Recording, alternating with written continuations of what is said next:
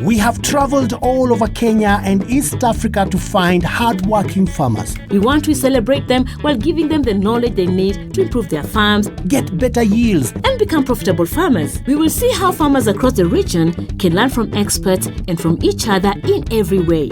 Join us and our experts on this journey and share their families' experiences as they make these changes.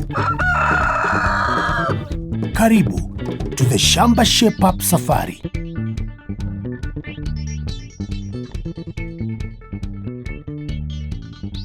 In search of many sources of income, one avenue that young people can try is farming. And farming is like any other business. That is why here in Shamba Shape Up, we will show you just how to do it. There are many young farmers around the Ngong Hills trying hard to make money by supplying Nairobi.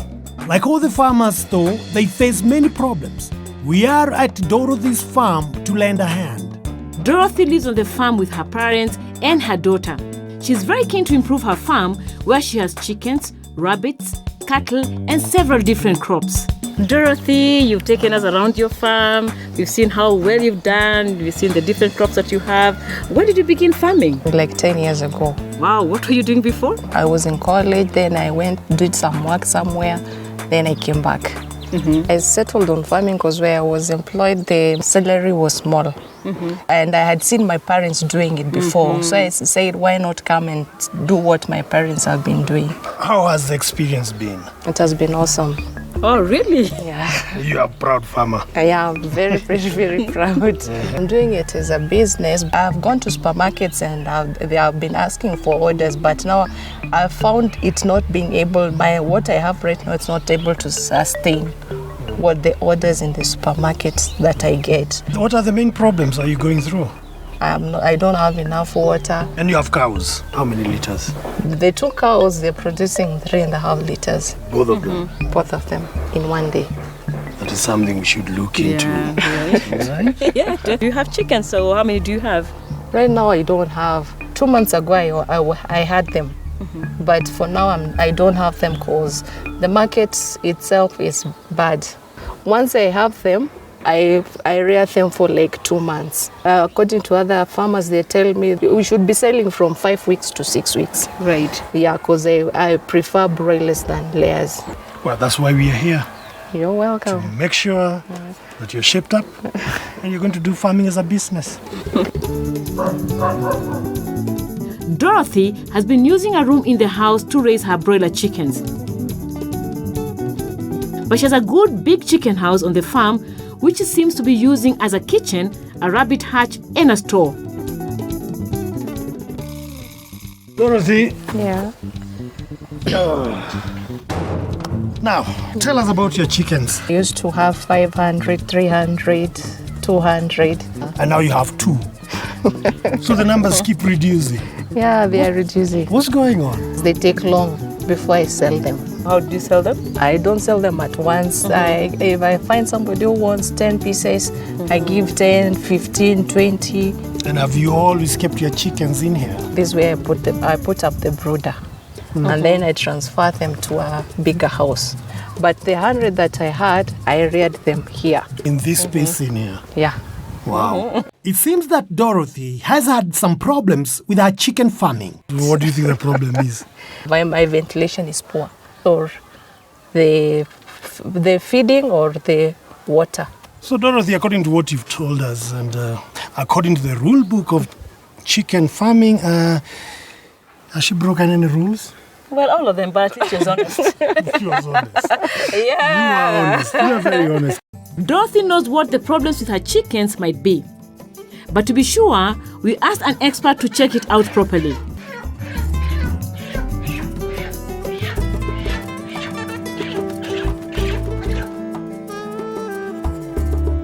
Farmers normally start with few chicks going upwards. The biggest issue is the ventilation, the one which is bringing all the other problems you are getting, including the diseases and the slow growth. So there must be free circulation of air in and out. The chickens died probably because of 2 reasons. One of them is the ammonia, which is coming from the litter down there. When it's caked above the litter, there's ammonia which is building up beneath it. So when the ammonia comes up, it irritates the eyes and the nose of the birds, getting these blocked airways. Then the other thing which might have caused the deaths is coccidiosis. Coccidiosis is a disease which affects the mouth, stomach, and intestines of the birds and can be caused by bad hygiene and poor ventilation. A sign that your chickens have this problem is a red area. Good feeds are not enough for your chickens to grow well. Good management is also very important. Dorothy, I've seen some birds here. Yeah. How old are they? Those ones, they have 2 months. Now, those birds, to me, I've seen one of them, which to me was looking like it's 1 month, and the other one was looking like 2 weeks old. You might be feeding good feeds, but then, as I said, when the conditions or the management is not very good, then you will not get the results. What you need to do is to combine both good management with good feeds. They are chicks. You put them on Fugo Fast Grow Starter Mash, or Fugo Fast Grow Starter Crumbs. So You can start with either. Oh, okay. You feed them for 3 weeks until they are 21 days old.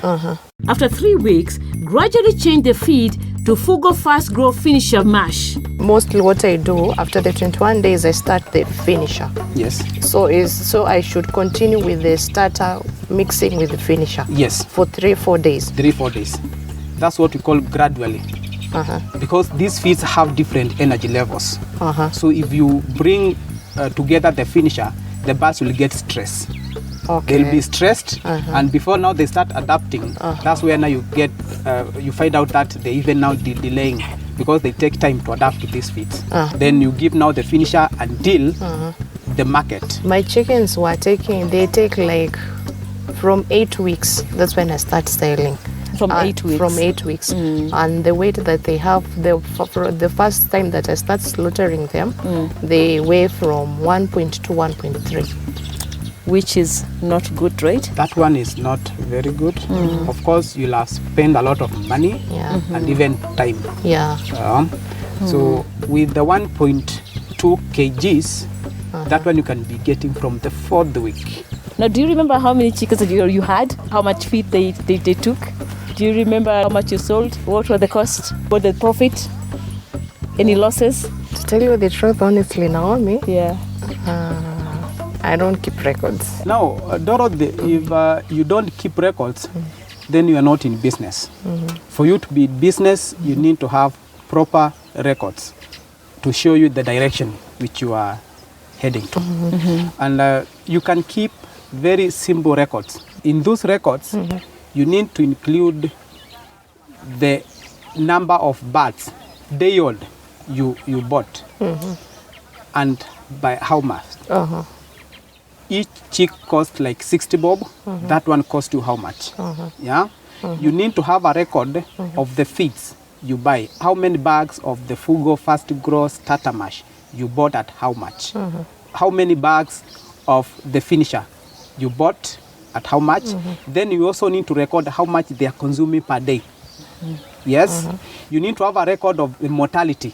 How many they are dying. If they die 2 today, you subtract from the original number. Yes. You also need to be recording the weights on a weekly basis to see whether you are heading towards the right direction. If the weights, you're not getting the weights, then you get to know. You get it from the experts why you're not getting the weights. Then you rectify that. Yes. And then you need to have a record of how many birds you sold and you sold at how much.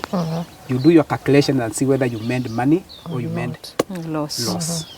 Yes. So records are very important, which you need to start today. Okay. Onwards. I will do that. Yes. Yeah. While we are taking care of the chickens, there was something very important happening, a soil test. Without testing your soil, you'll never be able to feed your crops correctly.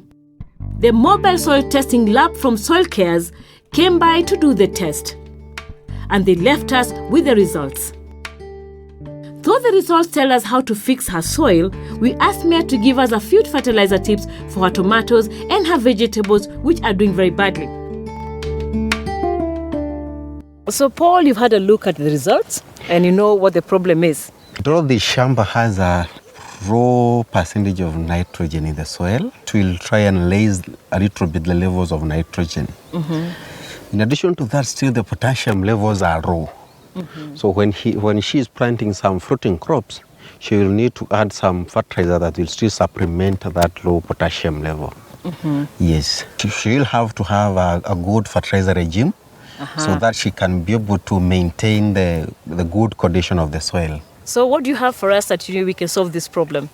We have fertilizer for planting, which has 39% of nitrogen, 5% of phosphorus, and 5% of potassium. That will be used in planting both the tomatoes and the vegetables she is doing in the farm.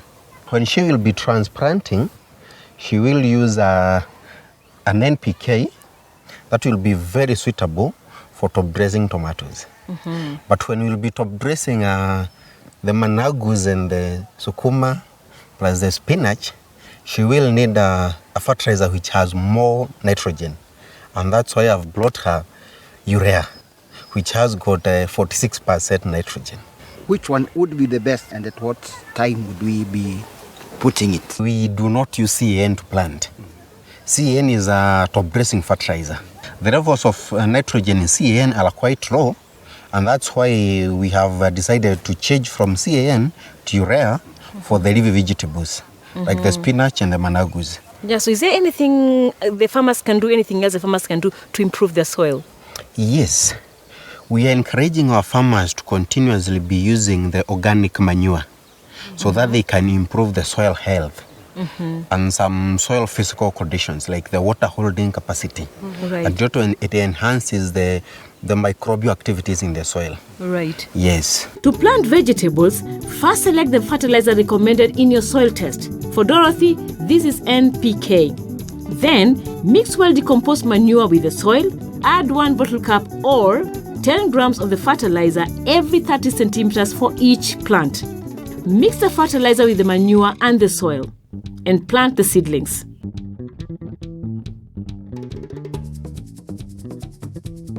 Dorothy will need to top dress with urea as the vegetables grow, as her nitrogen levels are very low.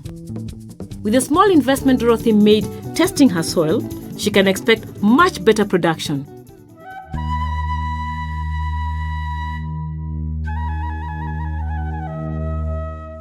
Your soil is a lifeline of your Shamba, and it's very important to know its condition. This is only the beginning of successful farming. More after the break. Coming up.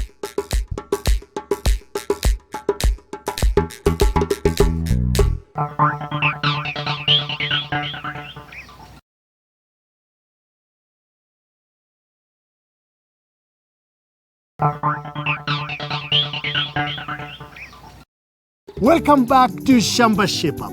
Knowing the right amount of fertilizer and chemicals to use will make your Shamba give you even more.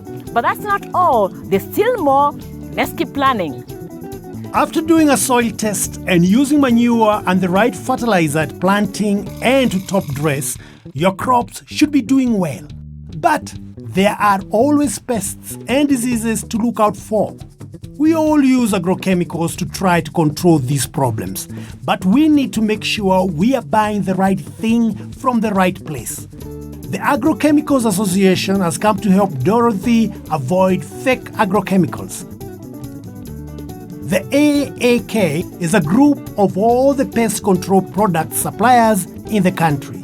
Our main objective of being together is to assist our farmers to get genuine products.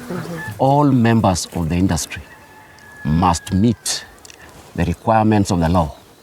And the law we follow is Pest Control Products Act. Let's go down to the farmers like Dorothy here. How can Dorothy be able to detect genuine products?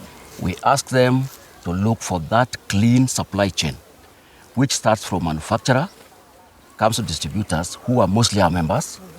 Then it goes to agrovet outlets, who are not our members, but we have put in place what we call accreditation scheme, whereby those who are not our members, who want to follow our code of practice, they can come and sign up with us, and then we give them what we call accreditation certificate plus a window sticker, which shows that this shop is accredited to the industry, to AAK, and also the regulator, Pest Control Products Act. You can't be a member if you are not licensed with the government. So now what steps should Dorothy here take when getting her products to use in the farm? What important steps should farmers take to make sure they get the real good product, genuine, and not a counterfeit? Very good. The first thing you must do, please talk to professionals.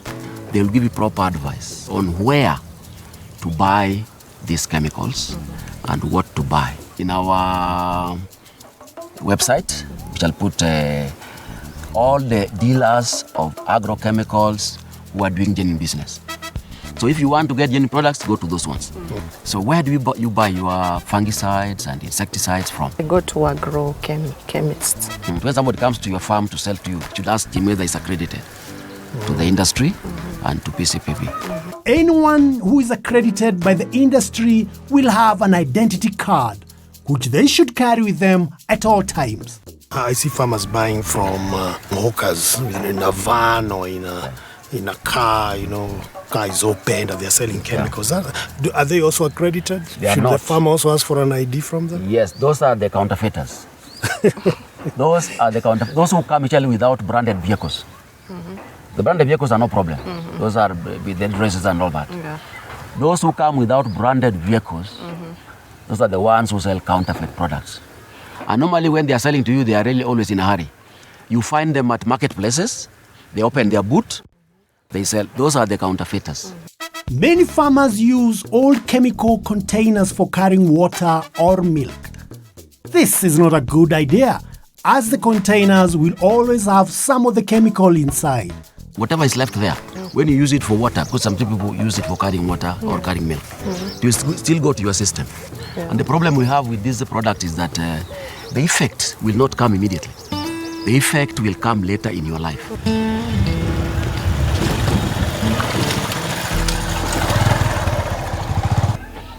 We've done the chickens, the soil, and learned about buying real agrochemicals.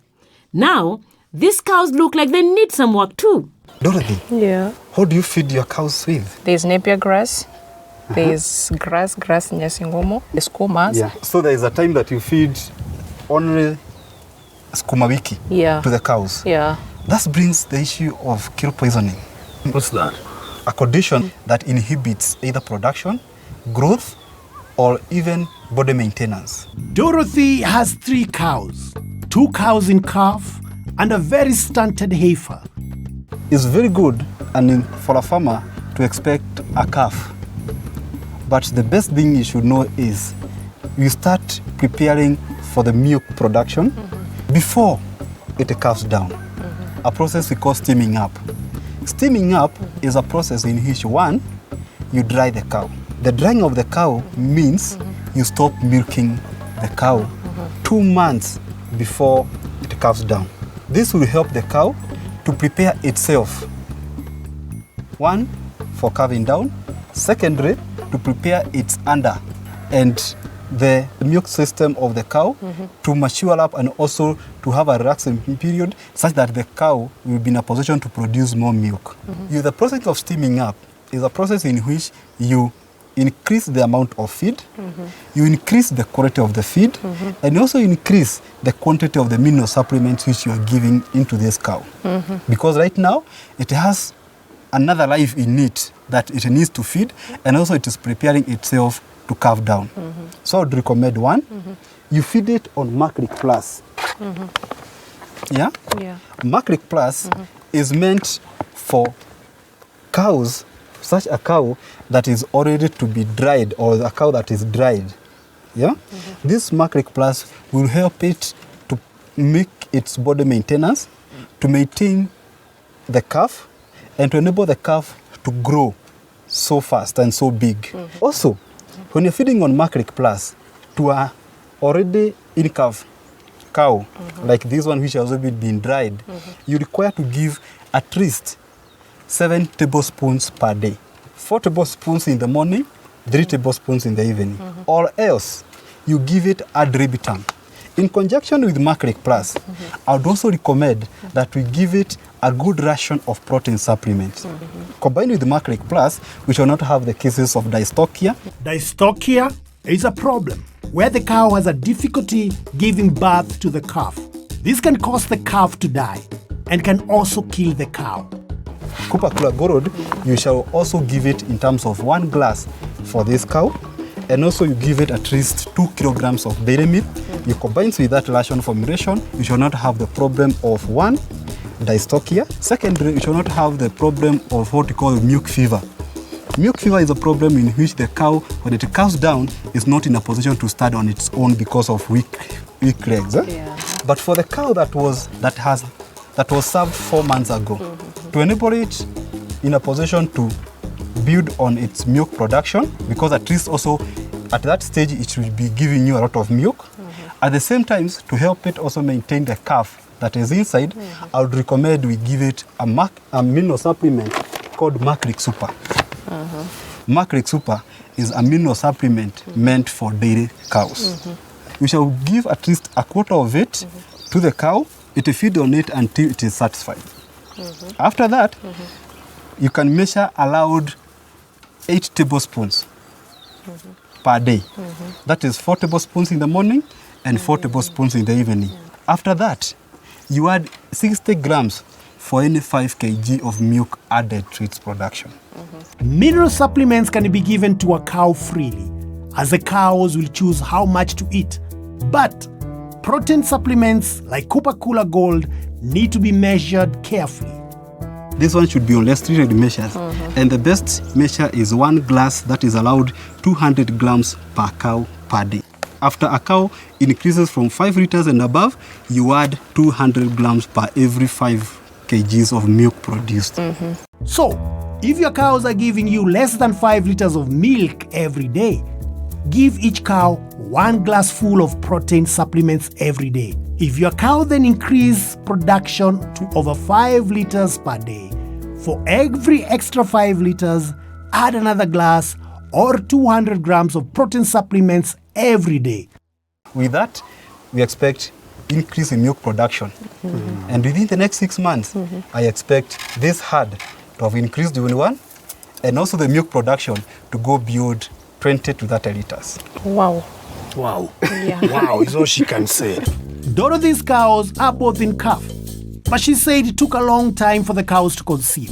Problems of conceiving and silent heats are linked to low minerals levels in the cows. Have you ever seen any signs of heat on these cows? What I've noted with them, Yeah. there is mucus and bloodish. A bloodish discharge. Yeah. Yeah. That is a sign to tell you that that cow came on heat 3 days before. 3 days before. 3 days before. With John's advice, Dorothy can improve the health of her cows and their milk production. If she keeps good records for her cows, as well as her chickens and crops, she'll be able to track how much money she's making and will soon be able to see the effects of using good minerals and supplements on her milk profits.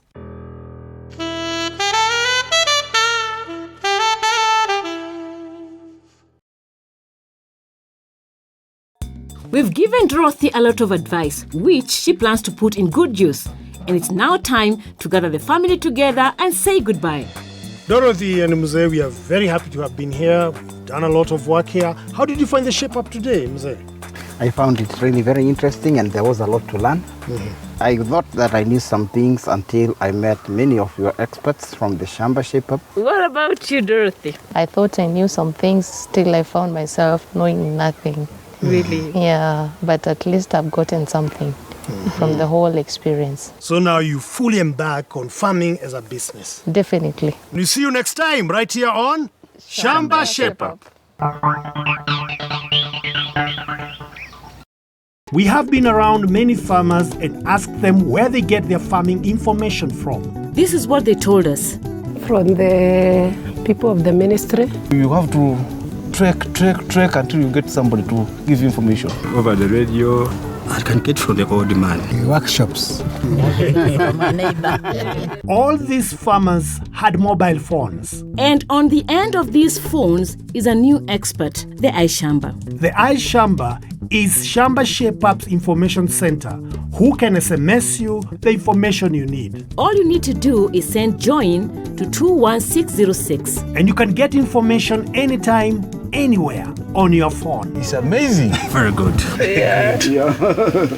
To receive all Shamba Shape-Up leaflets, SMS the word all with your name and address to 30606. If you'd like to receive just the leaflet for this farm, SMS farmer, that's the name of the farmer, with your name and address to 30606. Shamba Shape-Up is online.